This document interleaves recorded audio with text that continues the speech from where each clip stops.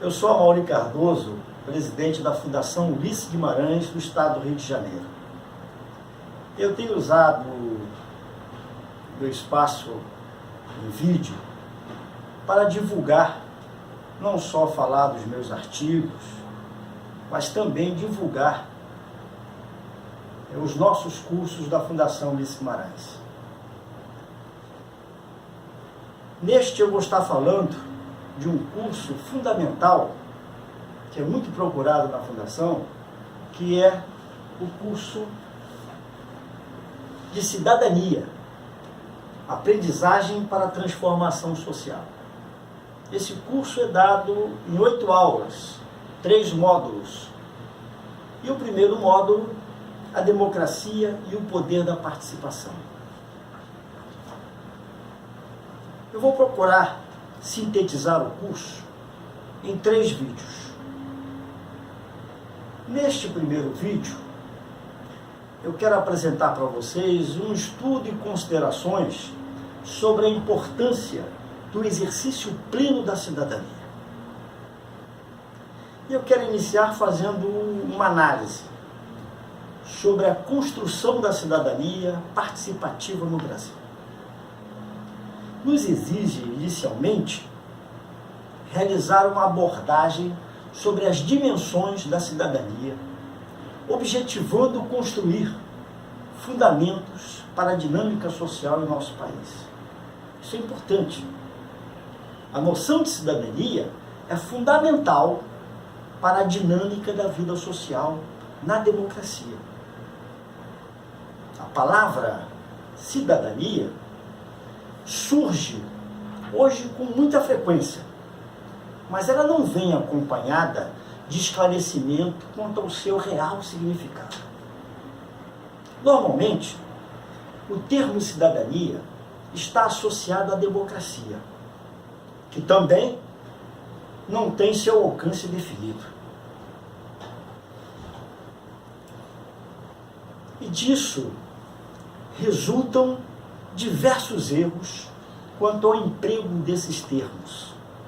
Mas, em especial, passa-se a ideia de que todos sabem o que significam essas palavras: cidadania, democracia,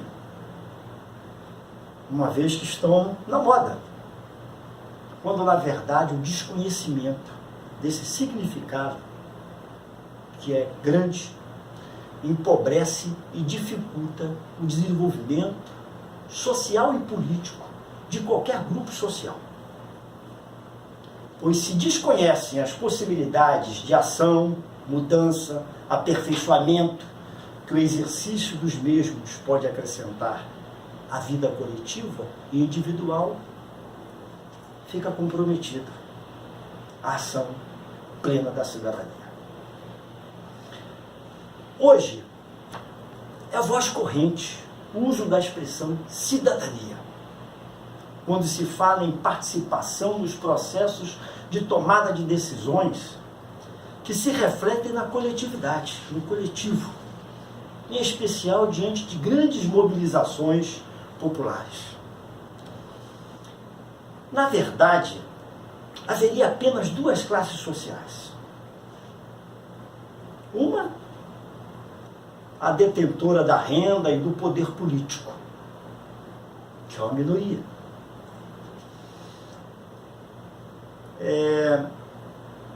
Outra, a classe social alienada, não apenas desses 2 fatores, ou seja, não detém a renda nem o poder político, mas também tudo que afeta a posse de recursos financeiros, como moradia, saúde, educação e etc. Eu me refiro a uma classe social, antes de tudo, sem acesso a uma educação adequada, e na qual as pessoas ficam sem acesso à vida social completa como cidadãos. Tamanha a influência da educação na vida de um cidadão. Processo cultural, na evolução do cidadão. Por essas razões, é importante para todos em especial para aqueles que se preparam para a atuação política, ter muito claro e presente os conceitos de cidadania e de democracia que permitem otimizar e direcionar a ação política. Ao mesmo tempo que se pode estabelecer critérios objetivos para saber o que é mais ou menos importante na condição, ou na condução, melhor dizendo, de projetos políticos. Veja a importância. Temos que ter claro que a cidadania está diretamente relacionada à existência e à força do Estado. Estado como um todo.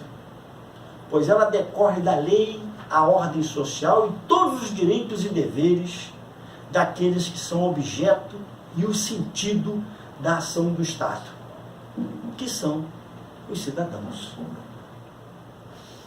A cidadania, portanto, é garantida por lei, mas seu exercício pleno pertence à vida política. É garantida por lei, mas só temos mesmo essa garantia quando nós atuamos, ou seja, nos envolvemos na vida política. Nesse sentido, é da cidadania que decorre o sentimento de pertencer a uma determinada coletividade. Me refiro ao poder local, ao seu município, no estado, no país. Você pertencer a essa coletividade. Você está exercendo a sua cidadania, participando, atuando nas questões de interesse da coletividade.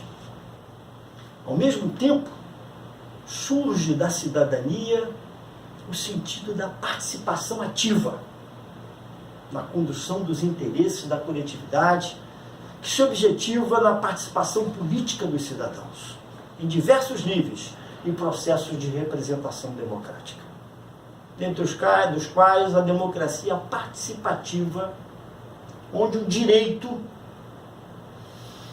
à participação política passa a ser o resultado lógico da realização da igualdade e da liberdade como direitos humanos.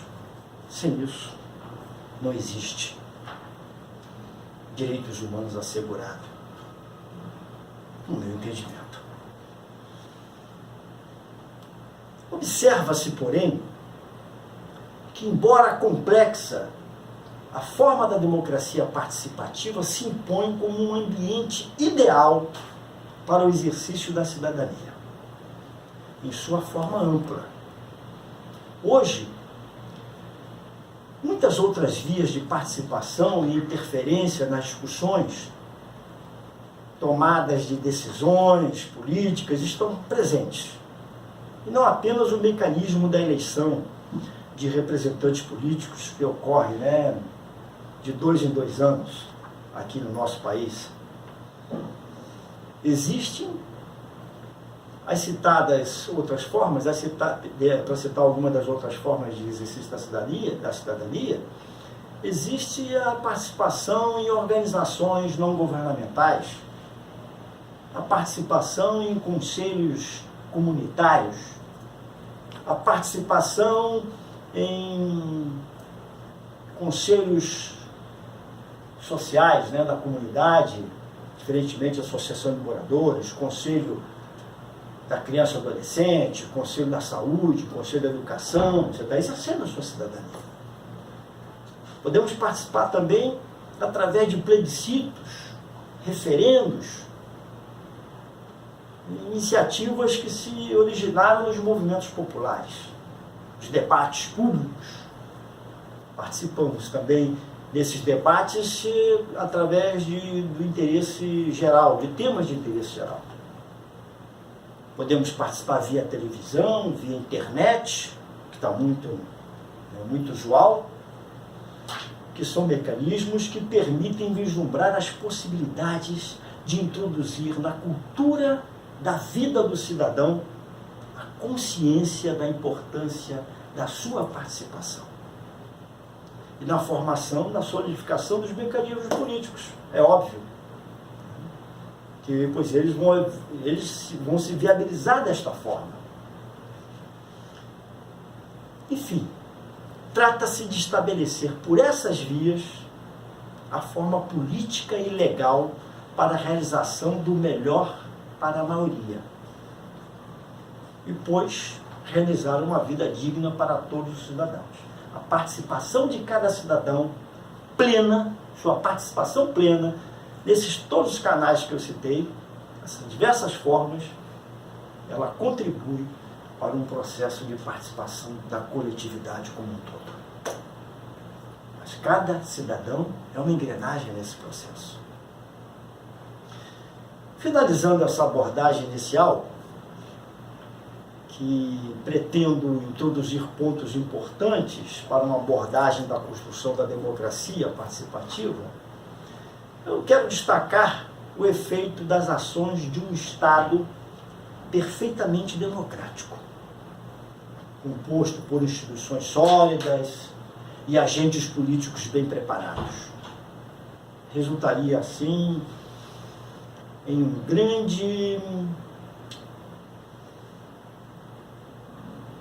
uma grande garantia do pleno ou do bom andamento do exercício da cidadania. O mundo político ganhará muito em efetividade se priorizar essa exigência junto ao Estado e passar também a agir no sentido da educação para a cidadania, em todos os níveis sociais e educacionais, o que não temos atualmente, devemos reconhecer. Isso não acontecendo, ao contrário, continuaremos adiando as necessárias mudanças sociais e políticas e lançando o melhor dos nossos esforços no vazio, sem avançar, sem o exercício da cidadania plena, mas o exercício onde o cidadão tenha uma educação digna, não avançamos. Penso que está claro essa primeira exposição. Avançando um pouco mais, eu quero falar sobre a forma pela qual os cidadãos participam das deliberações que interessam a coletividade, e elas se originam em 3 tipos de democracia que podem ser classificadas em direta, democracia direta, democracia indireta ou representativa e semidireta ou participativa. Repetindo, participação, democracia direta, democracia indireta, que é aquela que delegamos, né, que é a representativa, delegamos a alguém para nos representar, e a semidireta, que é a democracia participativa. Nesse nosso estudo, nesse nosso curso, se dará destaque a aprofundar a análise da democracia participativa, que se caracteriza pela coexistência de mecanismo da democracia representativa com outros da democracia direta, e a democracia direta eu cito aqui através de referendo, plebiscito, revogação, iniciativa popular, etc. Por exemplo, a lei da ficha limpa, ela só aconteceu em razão de uma iniciativa popular. É uma forma de participação cidadã. Se recolheram aí quase 2 milhões de assinaturas e o Congresso, com toda a resistência, teve que aprovar. Aí houve um exercício pleno da cidadania.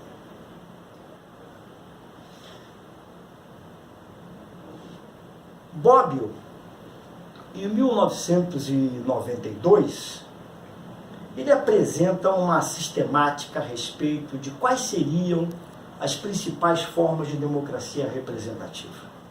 Aquela que a gente delega a alguém para nos representar. E diz ainda que por democracia direta e a democracia representativa, Mas vamos primeiro, por democracia direta, entende-se como a participação de todos os cidadãos em todas as decisões governamentais. No início, lá no princípio, no início do desenvolvimento da democracia, conceito de polis, lá em Atenas, era habitual o exercício da democracia direta. Eram poucas pessoas que tinham essa condição, os mais letrados, com maior poder aquisitivo, então se reuniam em praça pública e se decidiam as questões num conceito de democracia direta. Hoje, pleno século XXI, não só hoje, mas de séculos para trás, isso praticamente não é mais possível.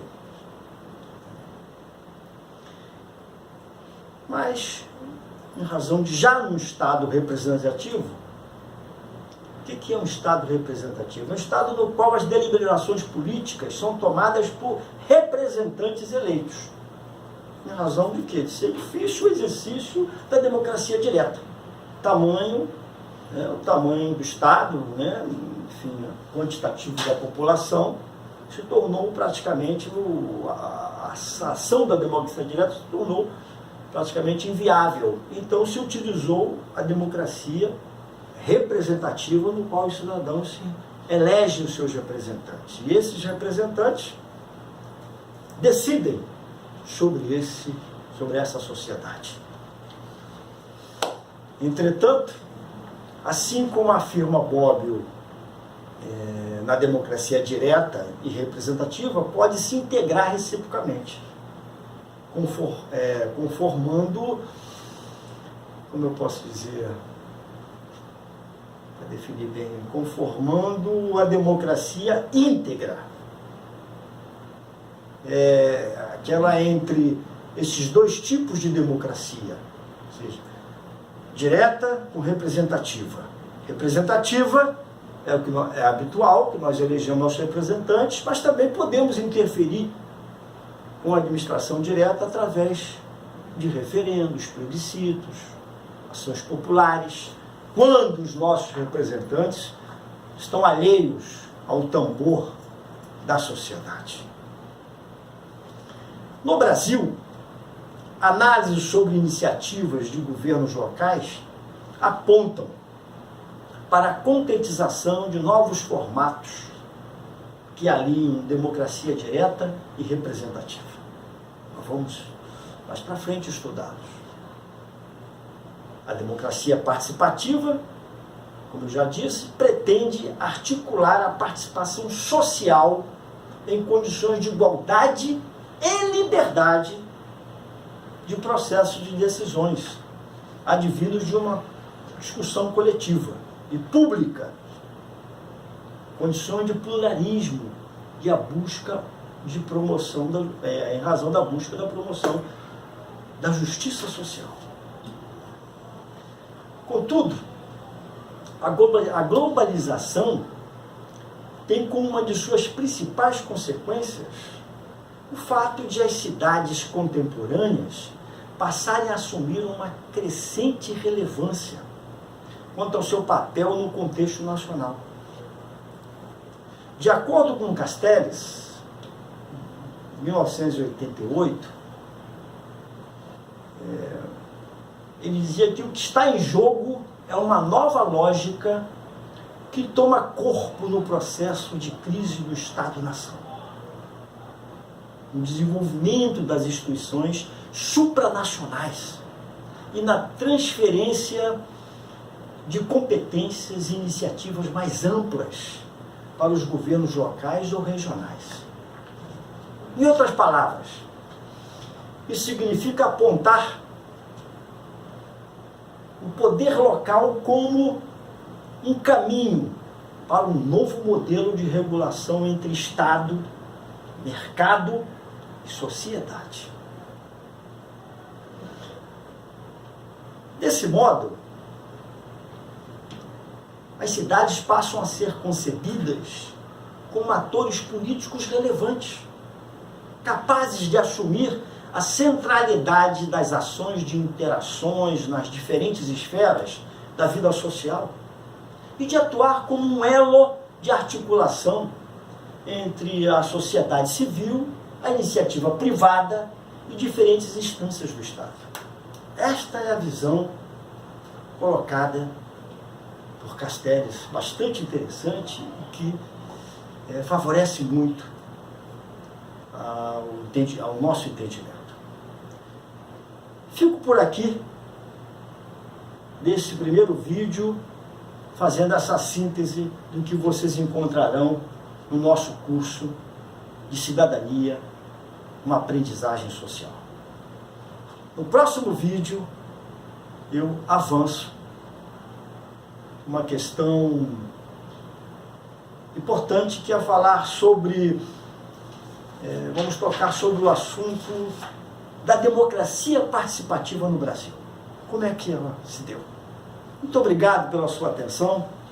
Se você quiser conhecer um pouco das minhas ideias, acesse o meu blog de artigos, www.amauricardoso, Amauri com Y, Cardoso com S, .blogspot.com.br. O meu abraço e até o próximo vídeo.